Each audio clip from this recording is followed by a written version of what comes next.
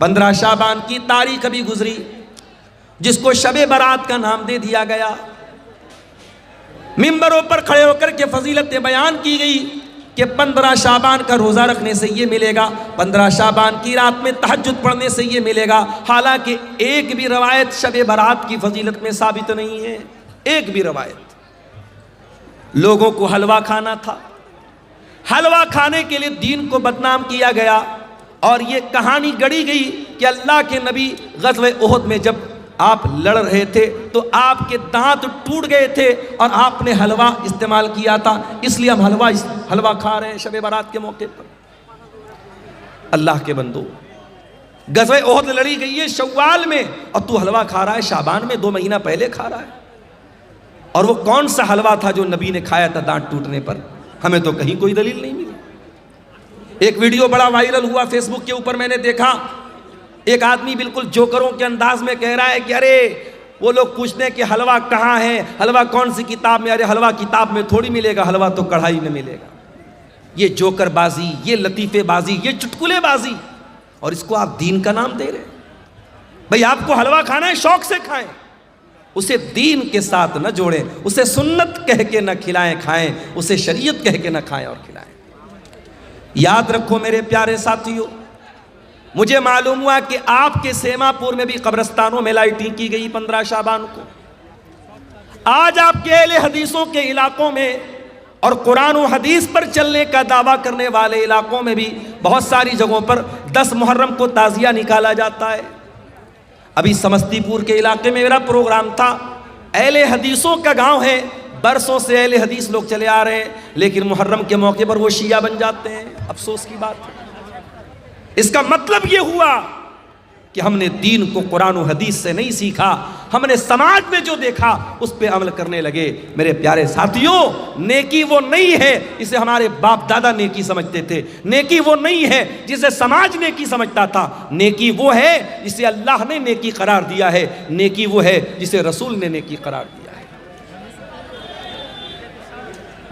بہت نماز پڑھ کے آئے لیکن سنت کے خلاف پڑھ کے چلے آئے. ابھی آپ بنگلہ دیش کا ایک ویڈیو شاید آپ نے دیکھا ہوگا، ایک مولوی صاحب مائک پر بیٹھے اور اللہ اللہ اللہ کر رہے ہیں، پبلک جھوم رہی ہے. اس کو بھی دین سمجھ کے کیا جا رہا ہے، اس کو بھی شریعت سمجھ کر کے کیا جا رہا ہے. یاد رکھو میرے پیارے ساتھیوں، آپ کے عمل کی کوانٹٹی اللہ تعالیٰ کیا نہیں دیکھی جائے گی، آپ کے عمل کی کوالٹی دیکھی جائے گی. اسی لیے اللہ تعالیٰ قرآن کے 29ویں پارے میں فرماتا ہے الذی خلق الموت والحیات لیبلوکم ایکم احسن عملا. اللہ نے موت کو پیدا کیا، اللہ نے زندگی کو پیدا کیا تاکہ اللہ تمہارا امتحان لے کہ کون بہتر عمل کرتا ہے، کون اچھا عمل کرتا ہے. اللہ نے یہ نہیں کہ کون زیادہ عمل کرتا ہے، اللہ نے کہا ہم آزمانا چاہتے کہ کون اچھا عمل کرتا ہے. تو یہ پہلی کنڈیشن ہے. اللہ کے یہاں کامیاب ہونا ہے تو پہلی کنڈیشن کیا ہے؟ آپ عمل کرو. کون سا عمل؟ نیک عمل کرو، عمل صالح کرو جس کو شریعت نے عمل صالح کہا ہے. اور دوسرا کام کیا کرنا ہے؟ وَلَا يُشْرِكْ بِعِبَادَةِ رَبِّهِ أَحَدًا، اور اپنے رب کی عبادت میں کسی کو شریک نہ کرنا، کبھی شرک مت کرنا. علامہ ابن تیمیہ کہتے ہیں اس آیت میں اللہ نے 2 سوالوں کا جواب دیا ہے. عبادت کس کی؟ عبادت صرف اللہ کی. اور عبادت کیسی؟ عبادت رسول کے جیسی. اور غور کرو تو پورے اسلام کا خلاصہ، پورے دین کا خلاصہ اور پوری شریعت کا خلاصہ یہی 2 سوالوں کے جواب میں ہے. عبادت کس کی؟ عبادت صرف اللہ کی. اور عبادت کیسی؟ عبادت رسول کے جیسی. اور ہم جو کلمہ پڑھتے ہیں، اسلام میں داخل ہونے کا جو پاسپورٹ اور ویزا ہے، آپ انڈیا سے عمرہ کرنے جانا چاہتے، پاسپورٹ کا ریڈی ہونا ضروری ہے. آپ اگر سعودی عرب میں گھسنا چاہتے ہیں تو سعودی عرب کا عمرہ کا ویزا آپ کے پاس ہونا ضروری ہے یا وزٹ ویزا ہونا ضروری ہے. شریعت میں، اسلام میں آپ آنا چاہتے ہیں، آپ مسلمان ہونا چاہتے ہیں، اسلام کا پاسپورٹ کیا ہے؟ اسلام کا ویزا کیا ہے؟ اشہد ان لا الہ الا اللہ واشہد ان محمدًا عبدہ ورسولہ. میں گواہی دیتا ہوں اللہ کے سوا کوئی عبادت کے لائق نہیں، اور میں گواہی دیتا ہوں کہ محمد صلی اللہ علیہ وسلم اللہ کے بندے اور رسول ہیں. یہی تو ہے ہمارا پاسپورٹ، یہی تو ہے جنت کا پاسپورٹ، یہی تو ہے اسلام کا پاسپورٹ۔ اور اس میں دو چیزیں ہیں، میں اللہ کے سوا کوئی معبود نہیں، اس کی گواہی دیتا ہوں۔ یہ پہلے سوال کا جواب، عبادت کس کی؟ عبادت صرف اللہ کی۔ اور دوسری گواہی کیا دیتے ہیں؟ وَأَشْهَدُ أَنَّ مُحَمَّدًا عَبْدُهُ وَرَسُولُهُ، اور میں گواہی دیتا ہوں کہ محمد صلی اللہ علیہ وسلم اللہ کے بندے اور اللہ کے رسول ہیں۔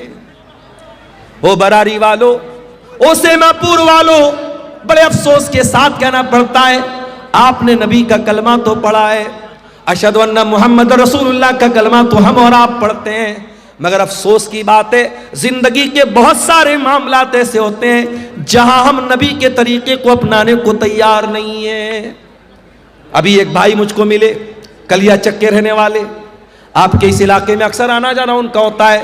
انہوں نے بتایا مولانا ذرا اس پر بھی آپ بولیے گا، آج سیما پور کے اس علاقے میں، اس بستی میں آج بھی لمبا چوڑا جہیز لیا جاتا ہے، تلک لیا جاتا ہے۔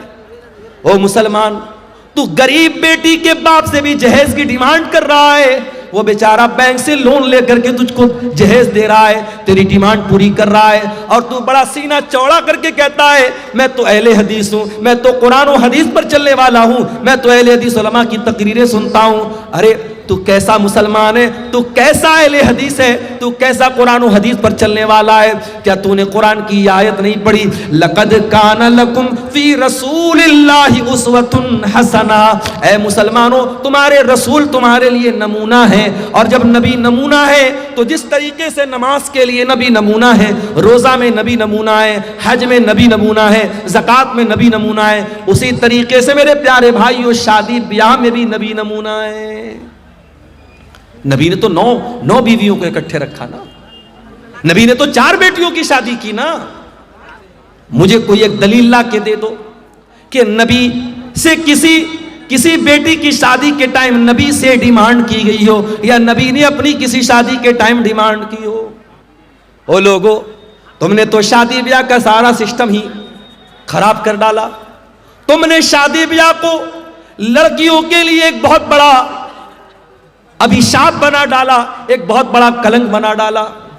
جس کے گھر میں 4 بیٹی ہو جائے وہ بیچارہ تو آدھا تو ایسے ہی بیمار ہو جاتا ہے کہ 4 بیٹیوں کی شادی کرنا ہے۔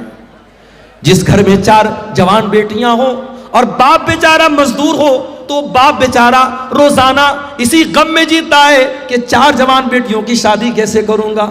وہ لوگوں، تم نے تو بیٹیوں کی شادی کو اتنا مشکل کام بنا ڈالا کہ آج اس کام کو پورا کرنے کے لیے لوگ اپنی زمین اور مکان تک بیچ ڈالتے ہیں۔ اور کبھی آپ نے غور کیا کہ آج کے اس دور میں بھی بھارت سرکار کو یہ نعرہ کیوں لگانا پڑتا ہے کہ بیٹی پڑھاؤ بیٹی بچاؤ؟ بیٹی بچانے کا نعرہ یہ کیوں لگانا پڑتا ہے؟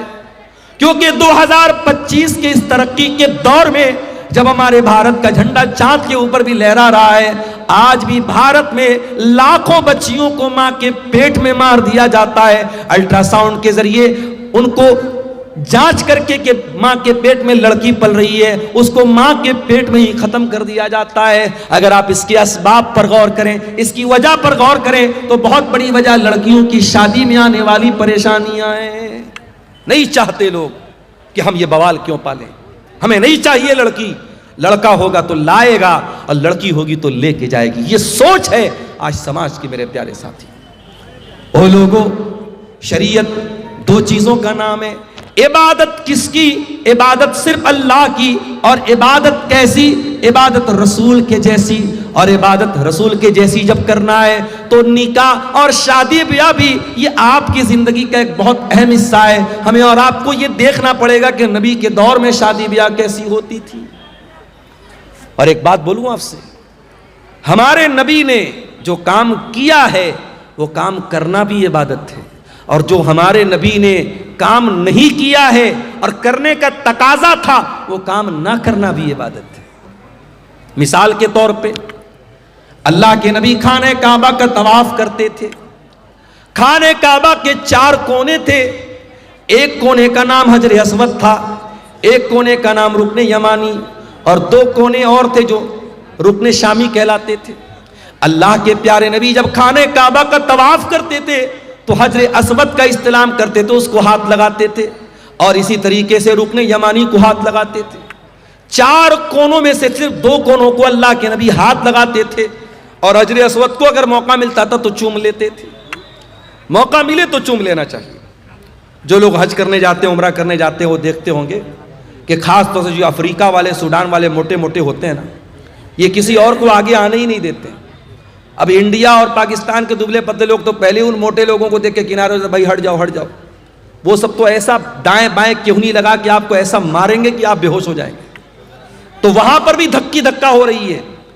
یاد رکھو میرے پیارے ساتھیوں، حجر اسود کو چومنا یہ سنت ہے، ضروری نہیں ہے. اگر کوئی حج کر لے، عمرہ کر لے، اگر ایک بار بھی اس کو حجر اسود کو چومنے کے یا چھونے کا موقع نہ ملے، اس کے حج اور عمرہ کے ثواب میں کوئی کمی آنے والی نہیں.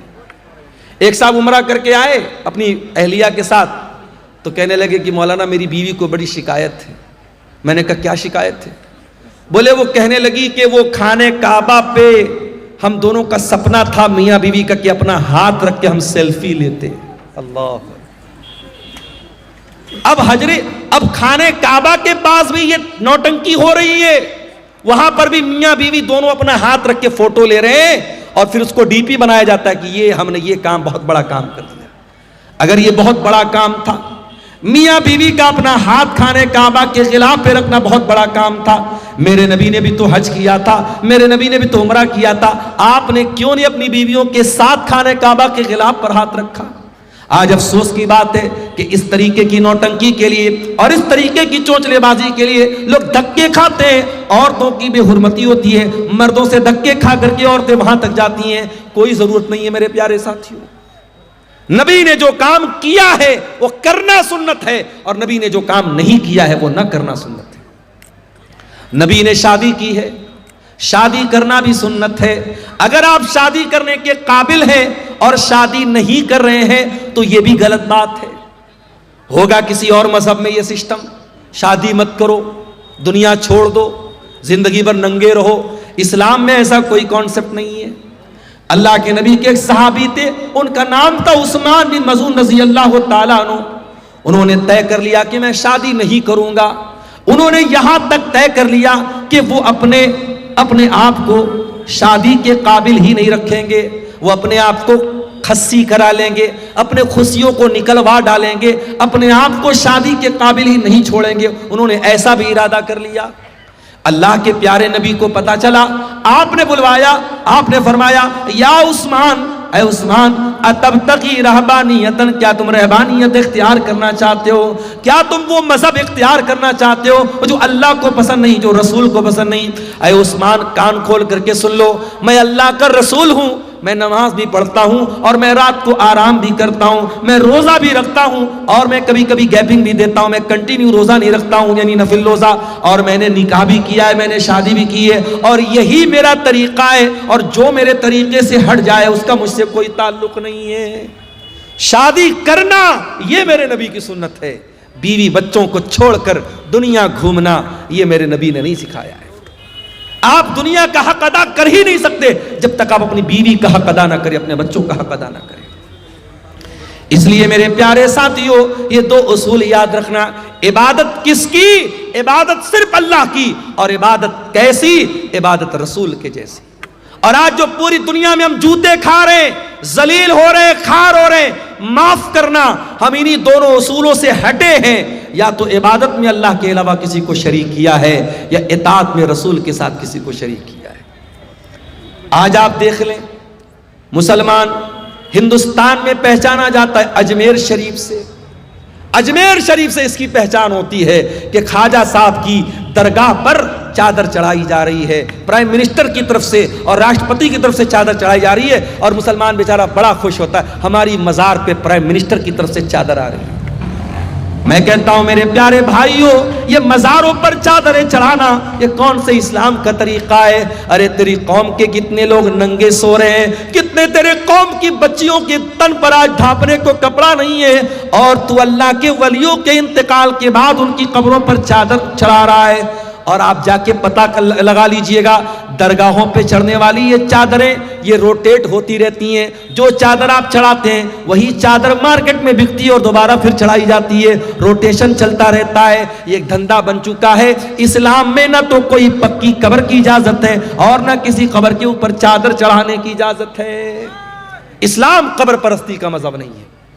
ہمارے پیارے نبی نے اپنے انتقال کے پہلے اپنی امت کو خبردار کیا تھا، لعن اللہ الیہود والنصارى اتخذوا قبور انبیائہم مساجد، اللہ کی لعنت ہو یہودیوں کے اوپر اور عیسائیوں کے اوپر، انہوں نے اپنے نبیوں کی قبروں کو سجدہ کرنے کی جگہ بنا لیا۔ قبروں کو سجدہ گاہ بنا لینا یہ لعنتی لوگوں کا طریقہ ہے، یہ یہود و نصارہ کا طریقہ ہے۔ میرے پیارے ساتھی، آج مسلمان قبر پرستی سے پہچانا جاتا ہے۔ آج مسلمانوں کے بچوں کے ہاتھ میں اور گلے میں تعویذ یہ پہچان ہے کہ وہ مسلمان کا بیٹا ہے۔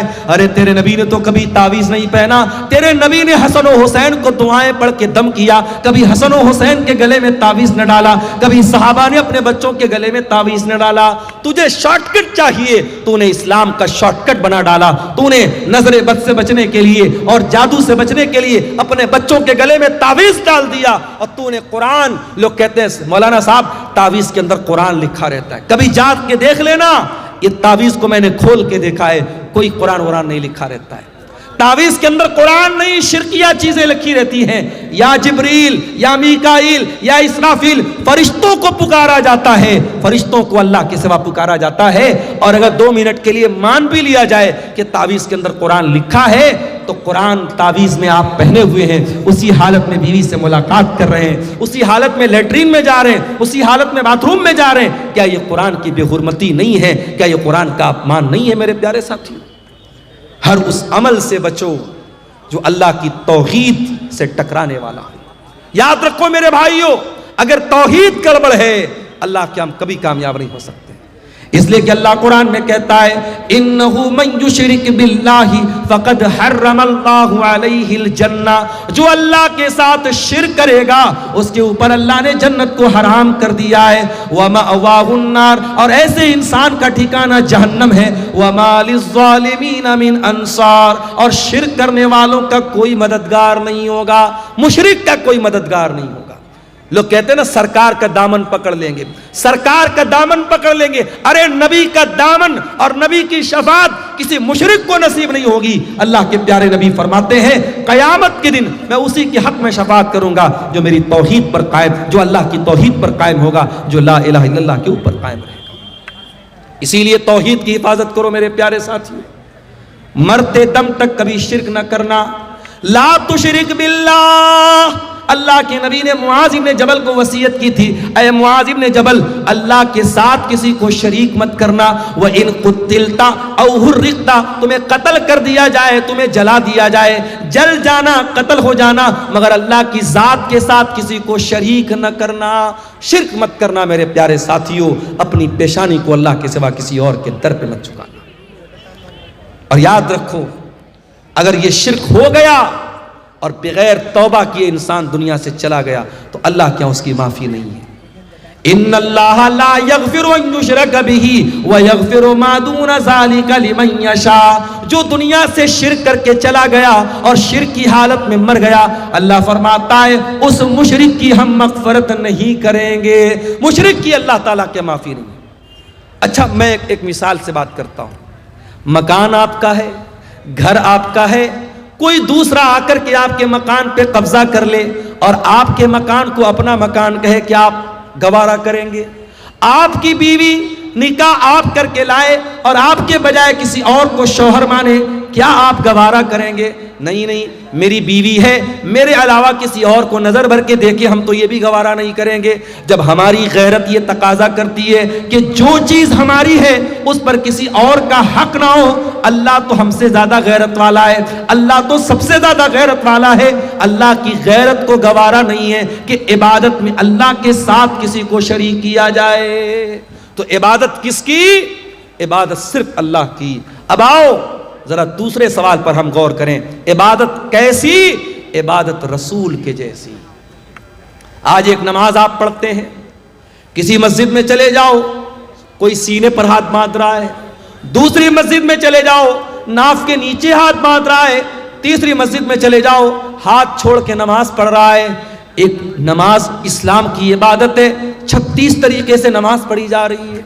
हर मस्जिद में एक नया तरीका है। एक मस्जिद में गए, अस्सलामु अलैकुम व रहमतुल्लाह, अस्सलामु अलैकुम व रहमतुल्लाह कहने के बाद इमाम साहब और मुक्तदी लोग जोर से कहते अल्लाहु अकबर, अस्तगफिरुल्लाह अस्तगफिरुल्लाह अस्तगफिरुल्लाह। दूसरी मस्जिद में गए, इमाम ने सलाम फेरा, जल्दी से हाथ उठाया, इमाम दुआ करने लगा, पीछे मुक्तदियों ने भी हाथ उठाया और इमाम की दुआ पर आमीन कहा। नमाज के तरीके में इतना मतभेद क्यों है? नमाज के तरीके में इतना फर्क क्यों है? क्यों अपने अपने मसलक की तरीके की नमाजें बना के आपने रखी हैं?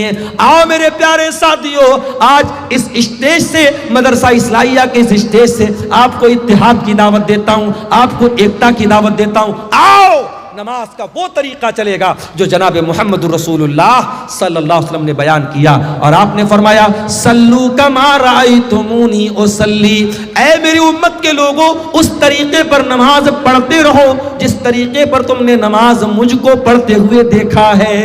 और नबी का ये कहना कि मेरे तरीके पर नमाज पढ़ते रहो, नबी का ये कहना इस बात की दलील है कि क़यामत तक वो तरीका महफूज रहेगा।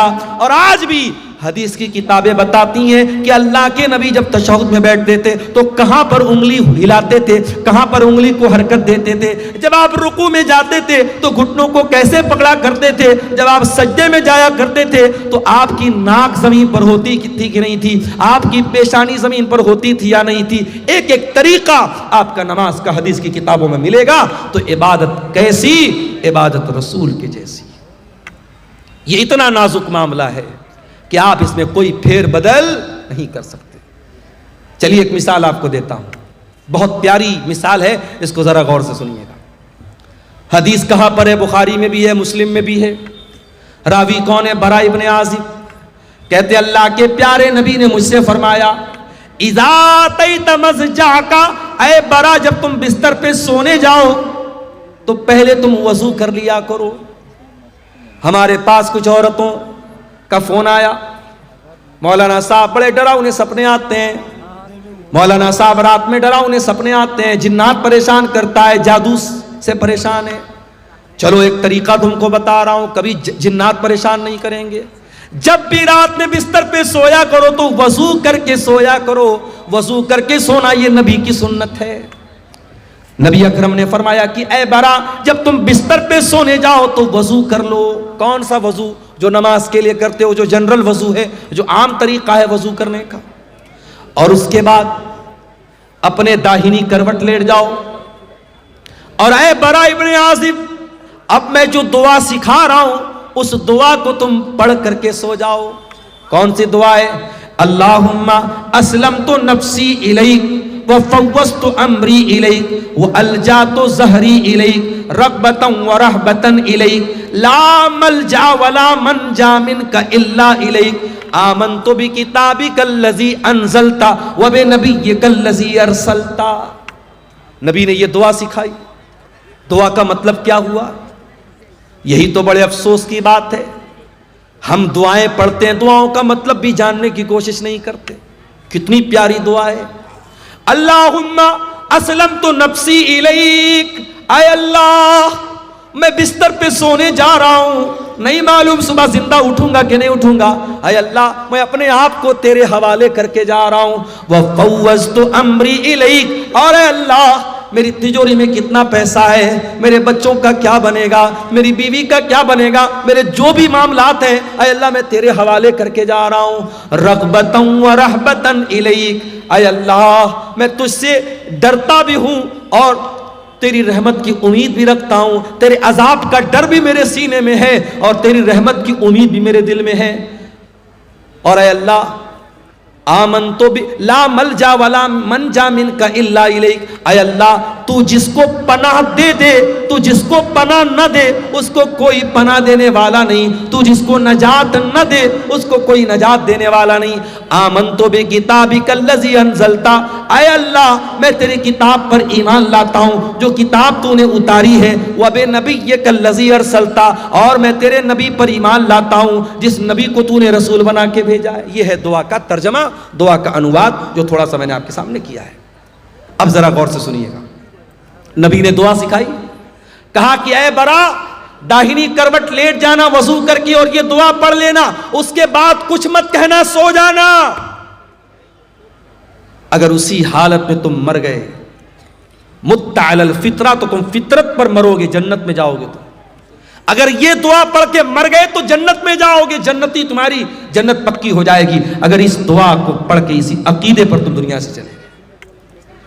صحابہ کے زمانے میں موبائل تو نہیں تھا, ساؤنڈ ریکارڈر تو نہیں تھا, جلدی سے ریکارڈ کر لیا جائے.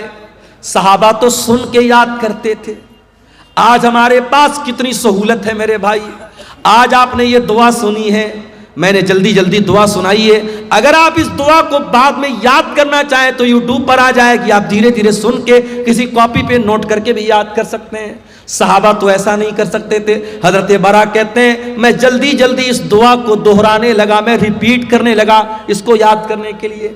جب میں دہرانے لگا تو پوری دعا تو میں نے صحیح پڑھی, بس ایک جگہ تھوڑی سی غلطی مجھ سے ہو گئی. نبی نے کیا دعا سکھائی تھی؟ آمنت بکتابک الذی انزلتا وبنبیک الذی ارسلتا, میں اللہ کی کتاب پر ایمان لاتا ہوں اور اللہ کے نبی پر ایمان لاتا ہوں. میرے منہ سے نبی کی جگہ رسول کا لفظ نکل گیا, وبنبیک الذی کی جگہ وبرسولک الذی کا لفظ نکل گیا. ایک لفظ کی مسٹیک ہو گئی. اور علماء جانتے کہ نبی اور رسول میں بڑا باریک سا فرق ہے, کوئی بہت خاص فرق نہیں ہے, تھوڑا سا ڈیفرنس ہو گیا. صحابی کے منہ سے نبی کی جگہ رسول کا لفظ نکل گیا. نبی نے اتنا بھی گوارا نہیں کیا.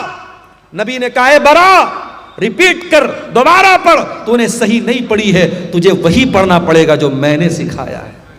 عبادت کس کی؟ صرف اللہ کی. اور عبادت کیسی؟ عبادت رسول کے جیسی. رمضان آنے والا ہے, رمضان کے بعد ایک صدقہ ہم دیتے ہیں, اس کو صدقہ فطر بولا جاتا ہے. آپ کے یہاں بھی صدقہ فطری بولتے ہیں, کہیں کہ فطرہ بھی بولتے ہیں. تو یہ جو فطرہ ہوتا ہے یہ کب دینا ہے؟ بولو بھائی, عید کی نماز کے پہلے دینا ہے یا بعد میں دینا ہے؟ پہلے دینا ہے. اب ذرا غور سے سننا, اللہ کے نبی فرماتے ہیں من اداہا قبل الصلاۃ فہی زکات مقبولۃ, جس نے صدقہ فطر عید کی نماز کے پہلے دیا اس کا صدقہ فطر قبول ہوگا, اور جس نے عید کی نماز کے بعد دیا اس کا صدقہ فطر قبول نہیں ہوگا. فار ایگزامپل, میرے پریوار میں 10 لوگ ہیں, ہم بھائی بہن میری بیوی بچے سب ملا کے مثال دے رہا ہوں 10 لوگ ہیں. اب مان لو 2.5 کلو مجھے اناج دینا ہے صدقہ فطر میں. اب 2.5 کلو 10 لوگوں کی طرف سے کتنا ہو گیا؟ 25 کلو. اب مان لو عید اگلے دن ہے اور آج رات میں غلہ لینے گیا, اناج لینے گیا, دکان بند ہو گئی. اب میں نے کہا یار تو بہت لیٹ ہو گیا, کیا کریں, چلو صبح دیکھتے ہیں. صبح فجر کی نماز پڑھی, عیدگاہ گیا, عید کی نماز پڑھی. اس کے بعد دکان کھلی غلے والے کی. میں نے کہا ایک کام کر بھائی, تو 50 کلو اناج دے دے, مجھے 25 دینا تھا, میں ڈبل دے رہا ہوں, 50 دے رہا ہوں. لیکن اللہ کے نبی فرماتے ہیں کہ آپ نے عید کی نماز کے بعد میں دیا تو آپ کو صدقہ فطر کا ثواب نہیں ملے گا. کوانٹٹی ڈبل ہو رہی ہے, میں ڈبل ماترا میں دے رہا ہوں, مگر وہ ثواب نہیں ملے گا. صرف 15 منٹ کا فرق پڑ گیا. نماز کے پہلے دیتا تو صدقہ فطر قبول ہو جاتا, نماز کے بعد دے رہا ہوں تو قبول نہیں ہوگا. یہ ہے شریعت. عبادت کیسی؟ عبادت رسول کے جیسی. آپ ٹائمنگ بھی ذرا سی چینج کریں گے تو عبادت اللہ کیا قبول نہیں ہوگی. ایک اور مثال دیتا ہوں, ہمارا دوسرا تہوار کون سا ہے؟ بولو بھائی, عید کے بعد کون سا تہوار ہے دوسرا؟ شب برات کہ محرم؟ عید میلاد النبی ہے, عید الاضحیٰ, بقرعید کا تہوار. بقرعید کے تہوار پہ آپ قربانی کب کرتے ہیں؟ عید الاضحیٰ کی نماز کے پہلے کرتے ہیں یا بعد میں کرتے ہیں؟ کوئی پہلے کرتا ہو ذرا ہاتھ اٹھائے. کوئی پہلے تو نہیں کرتا نا. اللہ کے نبی نے فرمایا من ذبح قبل الصلاۃ, جس نے قربانی عید کی نماز کے پہلے کی, جس نے بعد میں کی, فقط تم نسکہ, اس کو قربانی کا ثواب ملے گا. اور جس نے عید الاضحیٰ کی نماز کے پہلے قربانی کی اس کو گوشت ملے گا, قربانی کا ثواب نہیں ملے گا. آپ ڈبل بکرا لے آئیں, ڈبل جانور لے آئے, 2 کرتے تھے 4 لے آئے, لیکن اگر آپ نے عید الاضحیٰ کی نماز کے پہلے قربانی کر دی, آپ کی قربانی اللہ کیا قبول نہیں ہوگی. عبادت کیسی؟ عبادت رسول کے جیسی. ایک اور مثال آپ کو دیتا ہوں. حج کرنے جو لوگ گئے ہیں, اللہ ان کا حج قبول کرے. جو اس سال جانا چاہتے ہیں, اللہ صحت و سلامتی کے ساتھ ان کو روانہ فرمائے. اور جن کے دل میں ارادہ اور خواہش ہے, اللہ زندگی میں ان کی خواہش پوری فرماتے ہیں. حج میں آپ جاتے ہیں, بڑے آرام سے مکہ میں ہوٹل میں ٹھہرے ہوئے ہیں. پہلے آپ گئے, عمرہ کر لیا, عمرہ کر کے آرام سے نارمل کپڑا پہنا, آرام سے مکہ میں ہوٹل میں رہ رہے ہیں. 8 ذی الحجہ کی تاریخ آئی, نبی کا حکم ہے 8 ذی الحجہ کی جیسے ہی تاریخ آئی, چلو حاجیو احرام باندھو اور مکہ چھوڑ کے کہاں پہنچو؟ مینا میں. مکہ میں آرام سے اے سی ہوٹل میں کمرے میں رہ رہے تھے. مینا میں ٹینٹ لگا ہوا ہے, ہزاروں لاکھوں لوگ وہاں ہیں. وہاں ٹینٹ میں ہم کو جا کے رہنا ہے, اور وہاں جا کے کیا کرنا ہے؟ بس 5 ٹائم نماز پڑھنا ہے. 4 رکعت والی نماز کو 2 پڑھنا ہے. وہاں کوئی کام نہیں, صرف نماز پڑھنا ہے. اب کوئی اللہ کا بندہ کہے کہ یا اللہ میں آرام سے ہوٹل میں رہ رہا تھا, اے سی میں رہ رہا تھا, حرم میں نماز پڑھ رہا تھا, ایک نماز کا ثواب 1,00,000 نماز کے برابر مل رہا تھا, مجھے مینا کیوں بھیجا جا رہا ہے؟ جواب یہ ملے گا, عبادت کیسی؟ عبادت رسول کے جیسی. دین تیری مرضی کا نام نہیں ہے, دین تیری منمانی کا نام نہیں ہے. جہاں میرے نبی کا حکم ہے کہ تجھے مینا جانا ہے, تجھے جانا پڑے گا. 9 ذی الحجہ کی تاریخ آئی, حاجی کو حکم ملا, چل حاجی چل تو مینا سے عرفات جا. عرفات میں حاجی پہنچا, وہاں جا کے ظہر پڑھ لیا, عصر پڑھ لیا, ظہر اور عصر ایک ساتھ پڑھ لیا. اب ظہر سے لے کر کے سورج ڈوبنے تک 5 گھنٹہ 6 گھنٹہ کڑی دھوپ نکلی ہے, مئی کا مہینہ ہے. حاجی آرام سے اپنے مینا میں ٹینٹ میں رہ رہا تھا, اس کو عرفات میں بھیجا گیا ہے, کھلے میدان کے نیچے 5-6 گھنٹہ. کیا کرنا ہے؟ کچھ نہیں کرنا ہے. کوئی نماز پڑھنا ہے؟ نہیں پڑھنا ہے. ظہر عصر کے بعد وہاں بیٹھ کے اللہ کا ذکر کرنا ہے, دعائیں کرنا ہے. یہ حج کا پورا طریقہ کبھی آپ غور کیجئے گا. حج کا پورا طریقہ ہمیں بتاتا ہے اسلام ہماری مرضی کا نام نہیں ہے, اسلام ہماری خواہشات کا نام نہیں ہے, اسلام اپنی اچھاؤں پر چلنے کا نام نہیں ہے. اسلام اللہ اور اس کے رسول کے طریقے پر چلنے کا نام ہے. عبادت کس کی؟ عبادت صرف اللہ کی. اور عبادت کیسی؟ عبادت رسول کے جیسی.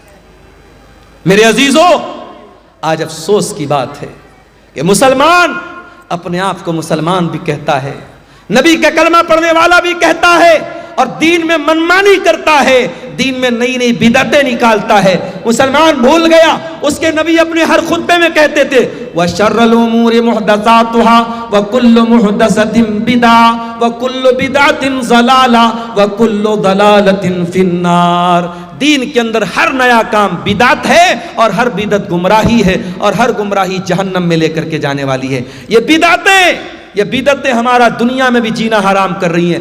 ابھی میں نوگچھیا سے آپ کے کٹیہار آ رہا تھا, مجھے کسی نے بتایا وہاں پہ کوئی عرس ہو رہا ہے. عرس جانتے ہو؟ عرس کیا ہوتا ہے بھائی؟ عرس وہ تاریخ ہوتی ہے جس تاریخ میں جس کی مزار ہے, جس کی قبر ہے, اس کا انتقال ہوا ہے. اس کے انتقال پر غم نہیں منایا جاتا, عرس منایا جاتا. کیوں؟ یہ عقیدہ رکھا جاتا ہے کہ اللہ کا ولی جس دن اس کا انتقال ہوا اس کی تو سہاگ رات ہے. نعوذ باللہ. عرس کے معنی, یہ میں غلط ترجمہ نہیں کر رہا ہوں, عرس دلہن سے بنا, عریس سے بنا ہے.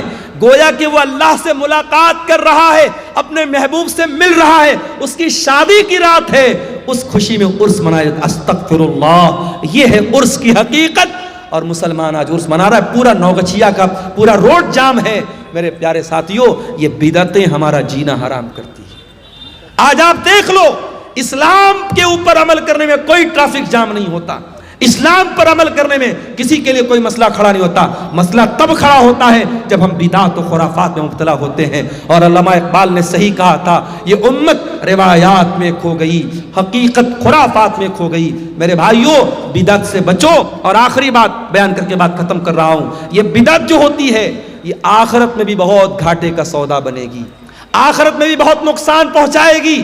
اللہ کے نبی جب قیامت کے دن اپنے امتیوں کو کوثر کا جام پلائیں گے تو کچھ ایسے لوگ آئیں گے جن کے ہاتھ اور پیر چمک رہے ہوں گے وضو کی وجہ سے, وضو کی وجہ سے ان کے ہاتھ پیر چمک رہے ہوں گے. اللہ کے نبی ان کو کوثر کا جام پلانا چاہیں گے. فرشتے کہیں گے اللہ کے نبی آپ ان کو نہیں پلا سکتے. اللہ کے نبی کہیں گے یہ تو میری امت کے لوگ ہیں، یہ تو میرے ماننے والے لوگ ہیں، میرا کلمہ پڑھنے والے لوگ ہیں۔ آپ فرمائیں گے کیوں ان کو مجھے تم کوثر کا پانی نہیں پلانے دے رہے ہو فرشتوں؟ کیا بات ہے؟ فرشتے کیا جواب دیں گے؟ انک لا تدری ما احدثوا بعدک، اے اللہ کے رسول آپ نہیں جانتے یہ بدعتی لوگ ہیں، انہوں نے آپ کے بعد آپ کے دین میں بہت سارے نئے نئے کام نکالے ہیں۔ جب نبی کو پتا چلے گا یہ بدعتی لوگ ہیں، بخاری اور مسلم کے الفاظ ہیں، اللہ کے رسول فرمائیں گے سحقن سحقن لمن غیر بعدی، جن لوگوں نے میرے دین کو بدل ڈالا ان کے لیے بربادی ہو۔ تو بدعتی کو قیامت کے دن اللہ کے نبی بھی دھکا دے کے بھگا دیں گے، اس کو نہ کوثر کا جام ملے گا نہ اللہ کی نجات ملے گی۔ اللہ ہم سب کو بدعت و خرافات سے بچائے۔ یہ 2 سوالات آئے ہیں، ان کا جواب دے کے میں اجازت چاہوں گا۔ سونے کی صحیح طریقہ کیا ہے، یعنی کس طرف سر کر کے سونا چاہیے؟